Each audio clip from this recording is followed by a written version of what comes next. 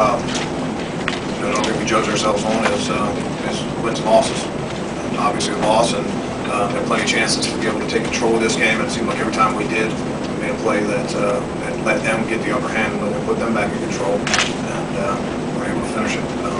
Had some penalties that hurt us, and took away some big plays for us, and made some mistakes that cost us big in this game. What was the key to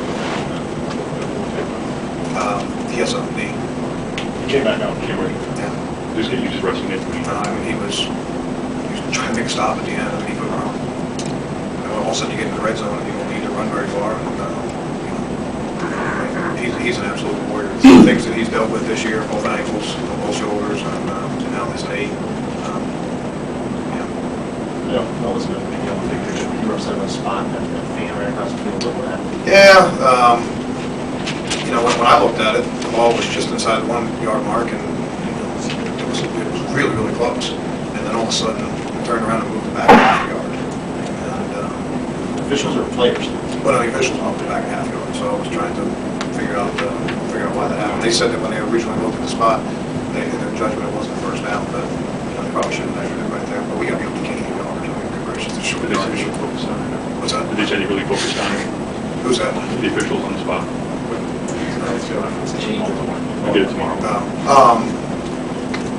I think the biggest thing there is, regardless of where that spot is, we got to be able to gain a first down. If we got stuff on the short yardage play, we found it didn't matter if it was, if it was a third down at an inch there, or third down at the 4 yard. We lost yardage on the play, so that wasn't going to make a difference on that play.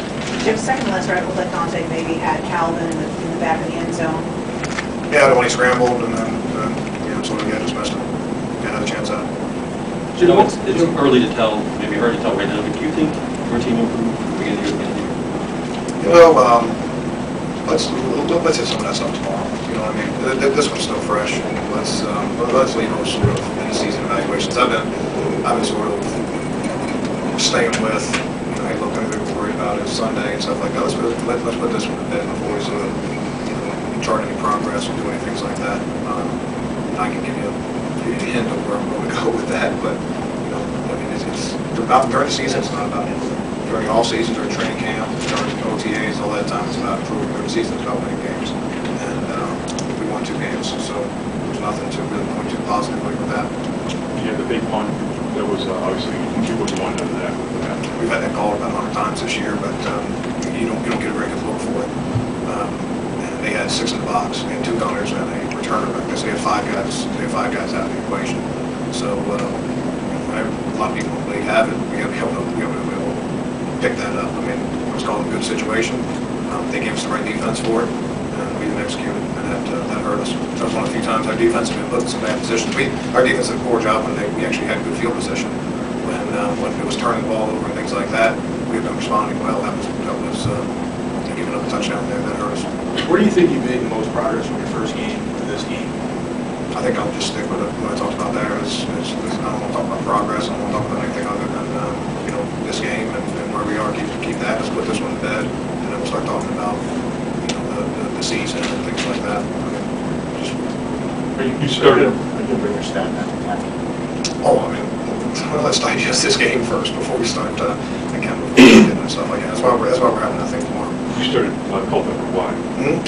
Drew had an ankle and was severely limited on Wednesday. And the decision was if Drew would have been 100% healthy and would have been able to take every rep in practice, then it would have been consideration for him going. But as soon as it was a situation where he was going to be severely limited on Wednesday and Thursday, by the time Friday came around, Drew was bouncing around good, he was moving around good, but you can't count on that on Wednesday. We needed to make that decision earlier in the week. And all things considered, it was the best way to try to win this game.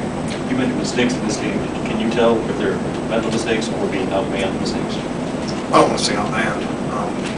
Let's just say physical mistakes. I don't know if we had missed assignments that cost us. They were technique errors. They were missed tackles or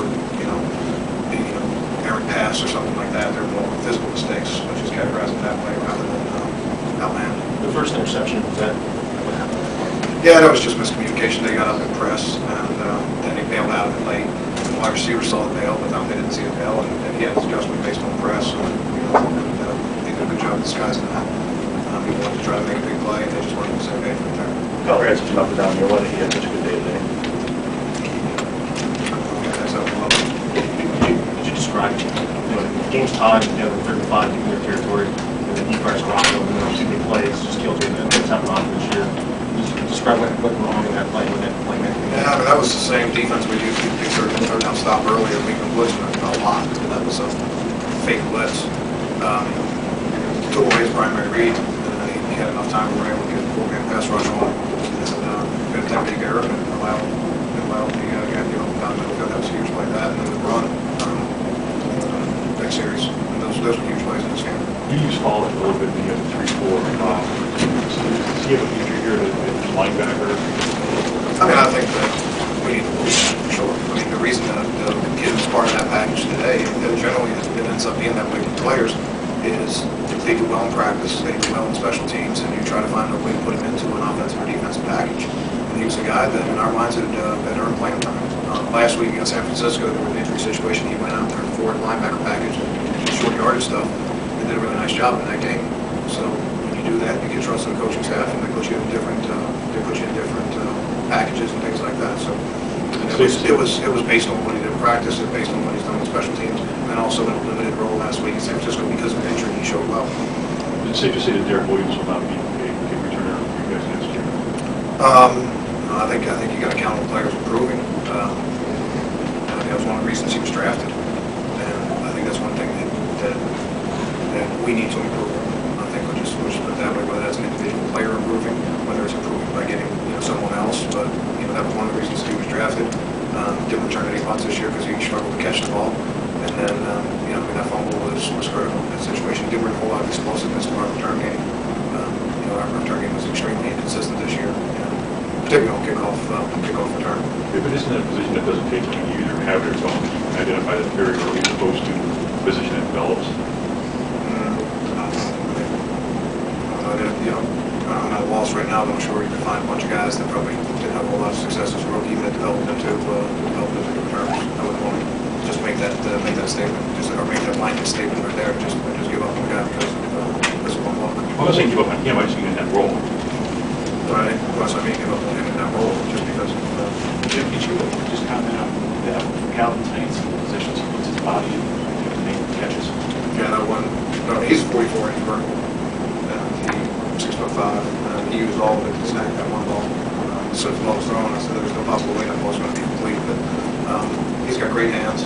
He's a huge frame, things like that. But I think the biggest thing, he said, put his body in different positions and things like that. The thing that we need to be able to do is we need to be able to make plays opposite of him. We need to be able to make plays inside. We have to be able to run the ball. What you'll see is it'll open it up more for Calvin. And we said that probably from last spring.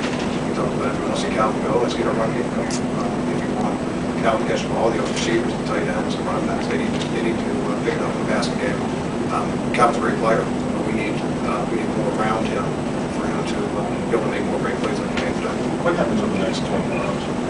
What's your schedule? Well, we have exit physicals tomorrow, and then exit our team meeting and a lot of stuff we finish up. A lot of check out type wrestles. You guys meet as a staff tonight and go home, or? No, we won't meet the staff tonight, but the meetings tomorrow, the meetings Tuesday, the meetings Wednesday. Any players excused early so that you take a leave right away, or does everybody have to be at that meeting tomorrow? No, this is fun to check out. Players aren't excused early. We've had a couple guys go through end of season physicals already, simply because they weren't playing in this game, and we knew exactly where they start late in the week. Guys that are injured reserve players and stuff like that, we were able to get them through that stuff. But there's a lot more administrative type things that need to be taken care of, and that we take care of tomorrow. Is Dr. back here? He's back. Anything else? Coach, Louis Delmas had a terrific rookie season. How do you see him developing as a leader on the field and in the locker room? Well, I think I'll just leave this as he went out with the captains today. Larry Foote was a defensive captain, and Larry was injured and wasn't able to play, and Delmas went out with the captains. He's a rookie, and there's not many people that you're comfortable about putting in that role. There's a lot of pressure with that. We have a couple guys that we were comfortable putting in that role, and that's Matt Stafford and Delmas. They were guys that, as the season went on, they developed more and more of that leadership role. Thank you.